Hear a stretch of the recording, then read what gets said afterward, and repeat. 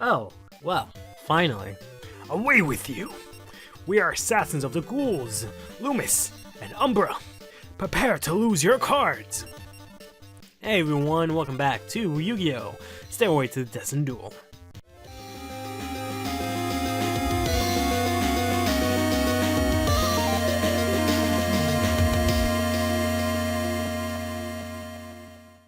So, while I was sort of just grinding against people, I made it all the way through another, or rather into another target week, where our targets are actually Taya Gardner and Weevil Underwood. So I've just been beating up Taya since Weevil has yet to show up. I actually did do another weekend tournament, and he was the fucking opponent again. So I faced Weevil 3 times so far off camera, but I can never find the motherfucker on camera, which is annoying.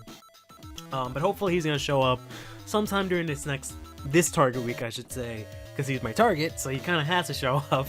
And it will probably be the next episode. But in the meantime, I figured I'd beat up Taya, and she appeared in this sort of spot, which is sort of like the slummy back alley location. And whenever you find a duelist there, they're always gonna be replaced with a rare hunter. So this time we got lucky, and that Taya was actually placed in one of those spots, and now we're facing off against Lumis and Umbra, another one of the rare hunters. These guys are the sort of two tag team guys that Yugi and Kaiba face off against, and they had sort of all that mask nonsense, which I never really liked too much because it was kind of silly. that was kind of just their theme, and it was just them having sort of like weird looking mask monsters. Like I have no problem with the mask idea, it's just I don't think it was sort of done well, but whatever, it doesn't really matter in hindsight. They're not exactly that important. I mean, so much so that they just end up dying in that episode.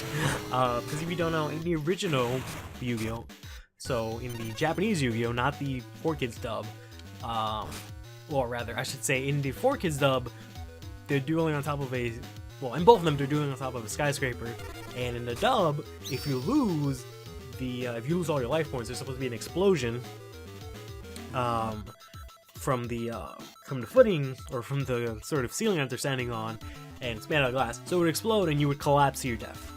That's what happened in the original. I mixed that up like 20 times just now, but yeah, let me try it again. So Lumis and Umbra, they challenge Yugi and Kaiba. They go up on top of a skyscraper, they duel. The skyscraper is made out of glass, they duel all the way on the roof. The top of the roof is put on, or rather has bombs on it, so as soon as whoever's life points reaches 0, their sort of footing would implode and they would just plummet to their death in the original version. In the dub version, instead of falling to your death, you would fall into the Shadow Realm. Because if you didn't know already, anytime that you were supposed to die in the original, they replaced it with Shadow Realm in the 4Kids dub, which is funny because like I hate the original dub, just because of sort of all of the censoring and sort of screwing up of things that they did. But don't get me wrong, I grew up on it, and I still enjoy it to this day. It's just they fucked up a lot of things. But all that being said, it's just interesting how sort of infamous and how much of a long-lasting impression the word Shadow Realm has. But in the end, it's just something that was never really officially a thing. It's just really, really interesting in hindsight. But yeah, these are those guys. And they end up losing. One of them loses first. He's smart. He has a parachute, but I think Merrick punishes him anyways for his for losing. So he just ends up killing him somehow, mentally doing some bullshit. And then the other one just, I guess, falls to his death. But yeah, I have 3 Fiend Mecha Cybers here. This deck is pretty cool because it's just pretty much I just spam Fiend Mecha Cyber. And I hope that it works. I'm kind of in a tight spot, so I'm just going to use Giant Trunid here to get rid of whatever that is. It's probably Massive Weakness now that I think about it, because he did bring that back. And I'll use my Rocket Warrior here, and I'll also use Mange Power, which isn't really going to power up my monster too much, but it's just enough. What's this other monster? Oh, it's a giant Tiki Elder. That's great, because I get to show up this cool sort of ability that Rocket Warrior does. So if you beat a monster, typically if 2 monsters battle and they have the same attack, they're both destroyed. But Rocket Warrior has the effect that he doesn't get destroyed by battle. He instead decreases the other monster's attack. But because of those two sort of rules or effects colliding, it just ends up in him staying alive and the other monster getting destroyed, which is really cool. End the turn. I don't know if they have the ritual monster, because they had this sort of giant mask. I think it was just called the Mass Beast. It was just a giant ritual monster, which pretty high attack. It had like 3,200. So it was just, you know, formidable foe to say the very least. But it I'm not sure if it's in this game, but quite honestly, I can see they have Mask of Weakness, which is, you know, whatever. And they probably also have, this is just really all he's gonna use, Mask of Weakness over and over again. I know he has Mask of Weakness. He probably has Mask of Brutality, I think is the other one. It's basically Axe of Despair, in that it increases your attack by 1,000, or increases the monster's attack by 1,000, but you lose 1,000 life points every turn. And then there's also Mask of Restrict. Those are their main 3 cards, which doesn't allow you to ritual summon, or not ritual summon, sorry. Doesn't allow you to tribute summon any monsters. And I also have here one of my new favorite cards in this deck, which is Mysterious Puppeteer, which sucks because I might end up getting rid of him soon, because I might end up changing my deck again. Just keep things fresh, because I've been using this deck a lot. And that's mainly because it's just really easy to sort of just blast through. Oh shit. I had a feeling. It's just really easy to blast through these duels with this deck, just it's so quick and simple. But Mysterious Puppeteer is cool in that whenever a monster is flip summoned, that includes, you know, them being attacked, or whenever a monster is summoned, he allows me to gain 500 life points. So it's really cool because you can gain like 2,000 life points from like just having him up for like a turn, and then your opponent has a turn. So that's really cool. And I've kind of just been using him. I'm not really too much of a fan of increasing my life points in duels. I don't really care for it too much.